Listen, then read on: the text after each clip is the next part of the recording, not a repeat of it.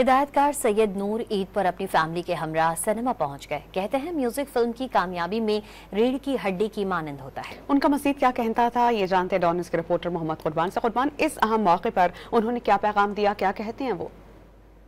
जी बिल्कुल, ईद का खुशियों भरा त्यौहार है और इन खुशियों का मजा दोबाला किया है पाकिस्तान फिल्म इंडस्ट्री ने अपने फिल्म बिनों को नई और खूबसूरत फिल्मों का तोहफा देकर। और इस वक्त हमारे साथ पाकिस्तान फिल्म इंडस्ट्री के लिविंग लेजेंड, फिल्म हदायतकार, राइटर, प्रोड्यूसर सैयद नूर साहब मौजूद हैं। उनसे गुफ्तगू करते हैं और जानते हैं कि वो इस ईद पर रिलीज होने वाली फिल्मों के हवाले से क्या कहते हैं। सिनेमा पहुँच चुके हैं। मुझे तो बहुत अच्छी लगी, मैंने प्रीमियर भी देखा और अभी भी फैमिली को लेके आया हूँ, उनको बच्चों को दिखाने के लिए लाया हूँ।